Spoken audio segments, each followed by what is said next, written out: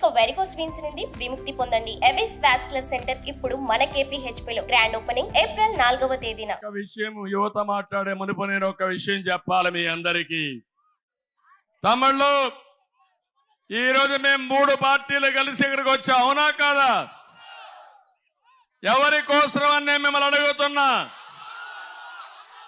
ఒక పక్క చూస్తే పవన్ కళ్యాణ్ గారు రాష్ట్రం అంటే ఒక అభిమానం ఉండే నాయకుడు, పేదవాళ్ళకు అండగా ఉండాలనే ఆలోచనతో వచ్చిన వ్యక్తి, రాజకీయాలంటే వ్యాపారం కాదు సేవాభావం అని చాటి చెప్పిన వ్యక్తి పవన్ కళ్యాణ్ గారు. ఇక్కడ మా జన సైనికులు ఉన్నారు, ఉత్సాహంగా ఉన్నారు.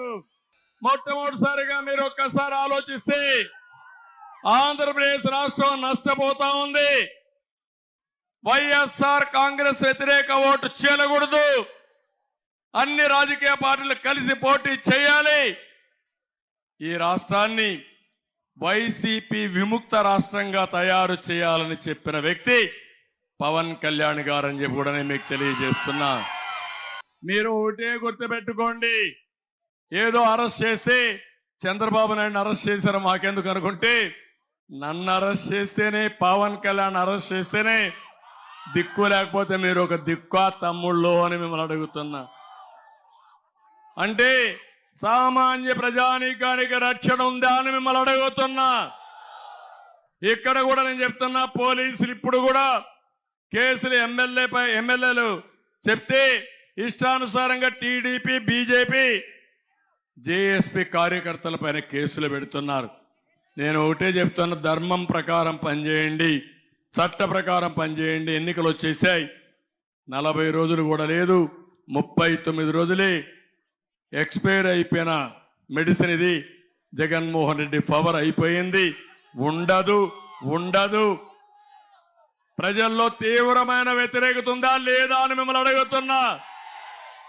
అదే ఇంకొక విషయం హెచ్చరిస్తున్నా మిమ్మల్ని అందరినీ, ఏమాత్రం అజాగ్రత్త చూపించినా, ఏమవుతుందనే ఆలోచన వచ్చినా, ఒకే మార్గం మీకు రాబోయే రోజుల్లో బానిసలుగా బతకడం, ఆయన చెప్పింది చేయడం. అలాంటి దరిద్రమైన రాజకీయాలు చేస్తున్నాడు. అందుకే నా పంతం సైకో పోవాలి, రాష్ట్రం బాగుపడాలి. అందుకే మేము ముగ్గురం కలిసి వచ్చాం మీ దగ్గరికి. ఈ రోజు నుంచి చర్చ జరగాలి. 13వ తారీఖు పోలింగ్ బూత్ పోయే వరకు మీరు అందరూ ఆలోచించాలి. ఒక వ్యక్తి 10 మందికి చెప్పాలి, 10 మంది 100 మందికి చెప్పాలి. ఎవరికైనా తెలియకపోతే పదే చెప్పాలి. ఇతను ఇచ్చేది 10 రూపాయలు, దోచేది 10 రూపాయలని ఉదాహరణతో చెప్పి రాష్ట్రాన్ని కాపాడుకోవడంలో మీ బాధ్యత మీరు నెరవేర్చండి, మా బాధ్యత మేము నెరవేరుస్తామని మరొకసారి పిలిపిస్తున్నా. దానికోసమే మీ అందరి సహకారం కావాలి.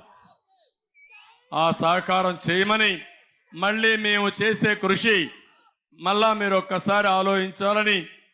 ఈరోజు మత్స్యకారుడు సముద్రంలో చనిపోతే వెంటనే పరిహారం ఇవ్వాలని చెప్పి కోరారు. తప్పకుండా మత్స్యకారుల్ని పూర్తిగా ఆదుకునే బాధ్యత, వాళ్ళకు ప్రత్యేకమైన పాలసీ ఇచ్చే బాధ్యత మేము తీసుకుంటామని మరొక్కసారి మీకు కోరుకుంటూ, మీ అందరూ చూపించిన అభిమానానికి చాలా రోజుల తర్వాత నర్సాపూర్కి వచ్చా. మీ అభిమానం ఏమీ తగ్గలేదు. మీ అభిమానాన్ని నా గుండెల్లో పెట్టుకుని నర్సాపూర్కి అండగా ఉంటానని మరొక్కసారి తెలియజేసుకుంటూ అందరికీ నమస్కారాలు. జై హింద్. సుమన్ టీవీలో మీ పర్సనల్ అండ్ బిజినెస్ ప్రమోషన్స్ కోసం కింది నెంబర్కి కాంటాక్ట్ చేయండి.